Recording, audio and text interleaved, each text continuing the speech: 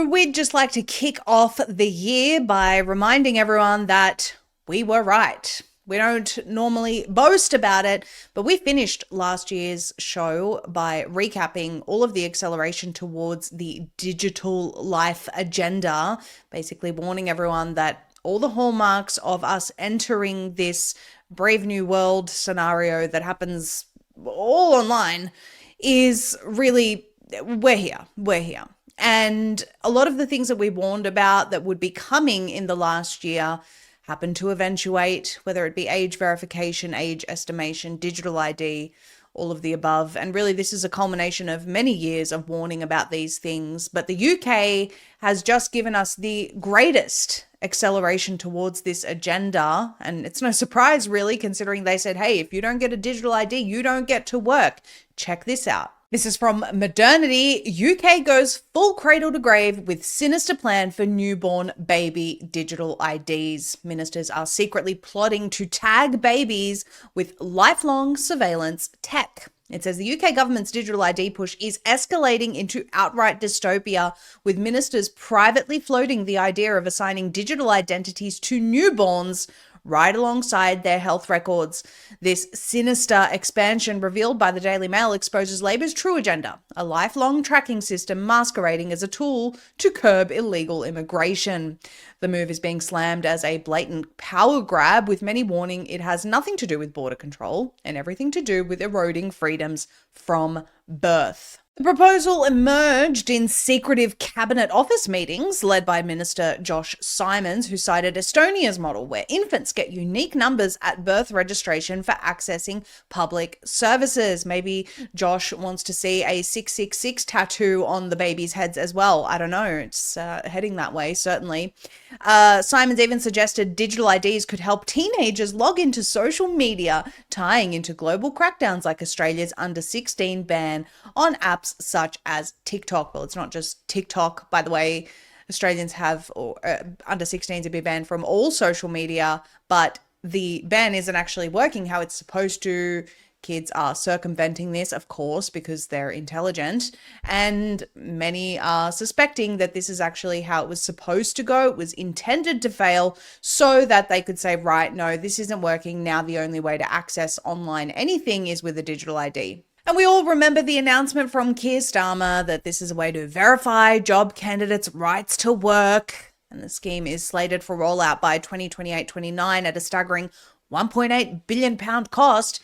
But the government has stonewalled on details, which, of course, is fueling suspicions of mission creep. Well, we can pretty much confirm those suspicions for you all now. Shadow Cabinet Office Minister Mike Wood blasted the idea and said Labor said their plan for mandatory digital ID was about tackling illegal immigration. But now we hear they are secretly considering forcing it on newborns. What do babies have to do with stopping the boats?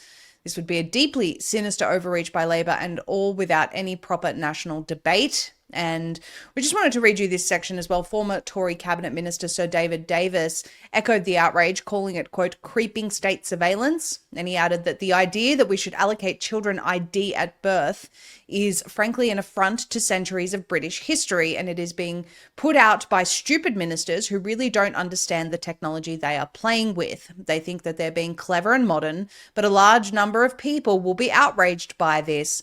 It will end up being hated by a lot of people. It's acceleration towards the digital agenda, and governments increasingly simply do not care what their people actually want.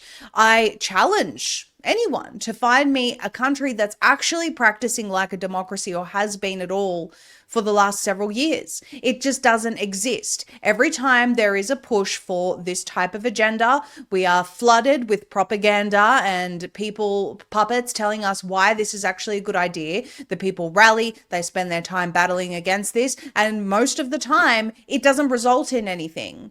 The positive news that we have from last year, we were warning you about SB 2420 in Texas, thankfully, and we can report this to you now, and it's very good news. We did put it out on socials over the break, but here officially we're telling you that a brave law firm challenged this in court, and it was ruled that it was unconstitutional. And it is. It absolutely is. This digital ID agenda is fundamentally unconstitutional. It violates the First Amendment. That's the last hope for America, that more law firms and more people will challenge this based on the Constitution. But what do countries like Australia and the UK and Canada, what can they actually do about this, considering they don't have the same protections to free speech as America does? It is a very, very concerning development in these countries. And the bottom line is they simply don't care that people don't want this. So where does this leave the public? If there's anything that stands out over these past 5 years now, it's that they get us to argue over points that actually don't matter in the greater scheme of things. The UK, as an example, has a huge immigration problem. Every Western nation does. Many of these immigrants, by the way, are not actually wanting work because of the tide of government handouts, courtesy of the native taxpayers flooding their way.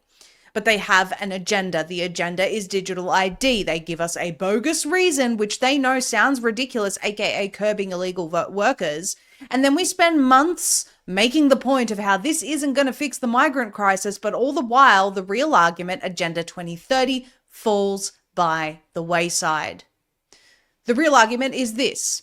Every single Western leader, without exception, every single one, is pushing their population into the Great Reset in one form or another.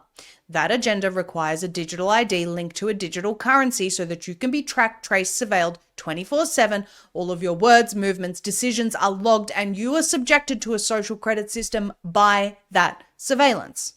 It's really simple. Everything they do is for this purpose.